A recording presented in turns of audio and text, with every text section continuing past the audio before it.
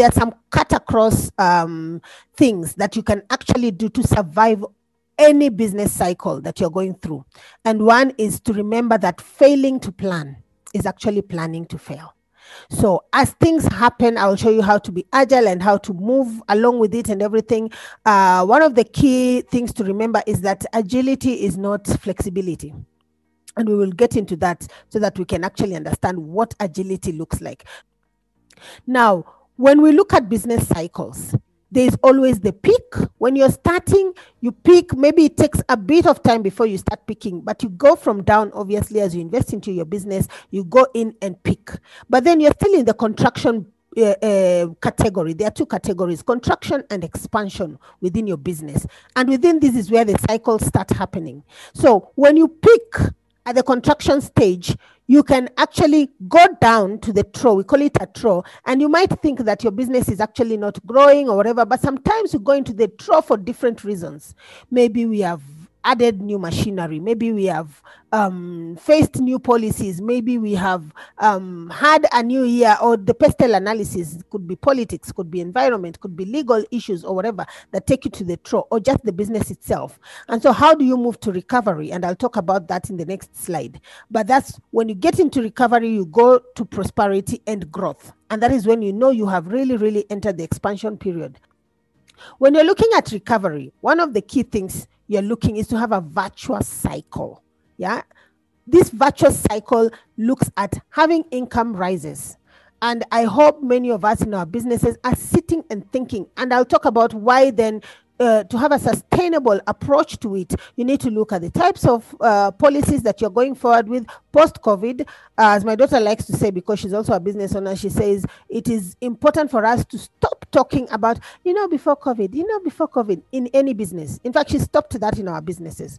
And she said, it is about the new normal. So let us discuss the new normal and let us live in the new normal. So how do you increase your income in the new normal? How do you deal with employment of staff in the new normal? How do you raise your production in the new normal? How do you increase your sales in the new normal? The minute you start looking at where you're at and where you're going, and not dwelling on where you were, before COVID we had this, before COVID we did it this way, before COVID, it's almost like not being able to capture and look at where the vision and the future is going. And the world is moving. You cannot start saying, I cannot increase my income, I cannot increase production, or I cannot increase sales. You can only say that if you have refused to realize that the consumer is demanding for new products and services.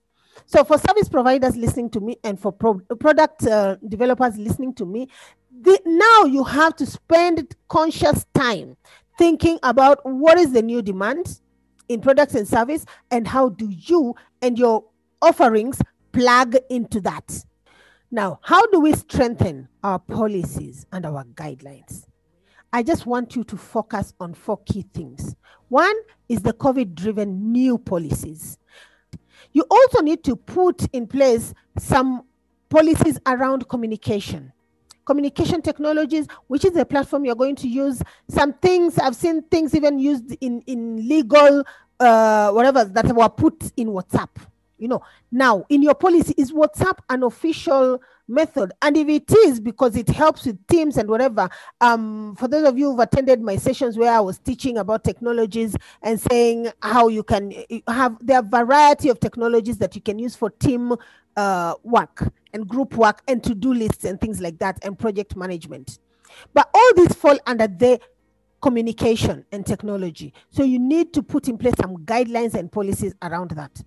Then flexible work guidelines, people who are going to work from home, who are those and why, and be very careful about harassment and equity in your policies, because some people can say there's discrimination.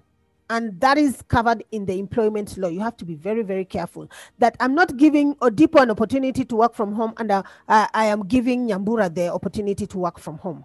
You can find yourself caught up in discrimination cases. So it's important to have a policy around that and say who qualifies and what are the criteria they need. You need to have and define your policies around workspace. As I said, is workspace going to be virtual, or is the workspace going to be at home, or is it going to be remote anywhere as long as they're sitting in a restaurant or something? Is it going to be in your office? And what have you put in place around that? Have you put the circles that show the social distancing? Have you thought about the communal parts of the office if they're coming in? When they are all touching the microwave, maybe they are sitting in distant, but they all touch the microwave, they all touch the cups. So what happens if somebody gets ill? Look at some policies around online safety and cyber crime. For those of us who are dealing, especially in services and the services around technology, you have to be very, very careful. If you're using an app, you're using online stuff and everything, it's very, very easy for people to actually go into cyber crime. And think about your people. Are they having a quality of life? Are they being trained? Is there equity, the things that I've spoken about? Are you ethical in the way you approach things? Are you following the law and the new laws that are coming out? There's also looking at policy things around employee wellness. It has become a big deal. It's important to collaborate even with your competitors. Know what are they doing around some of these policies. What do they have in place? Can you guys actually co-create a policy for your industry or for your sector or for a group of people that can help you? It's also important for us to look at digital collaboration and communication. So if you're asking people to work from home, you need to put in some guidelines around video conferencing, instant messaging. Otherwise, you'll have that employee coming through your Facebook, unless that is okay for you, or Instagram. They just pop in with a message or something like that. So you need to give a guideline or some policies. And then finally, have good internet. This is what will make your business sustainable. We are talking about being able to survive all kinds of cycles in your business, whether it's contraction, whether it's expansion. We also have to realize that we are going to have to integrate some politics and policies, intergovernment politics and policies. And this is out there and it is very key. It's important for us to know that certain organizations that we run will actually be affected with more severe and close governmental scrutiny. If you're dealing with sanitizers today, you will be scrutinized at some point. If you haven't yet been, you will have to go through certain standards and everything. Sectors, if you are delivering a service or a product in the sector that is deemed essential to national public welfare, you will be the first to feel the pressure.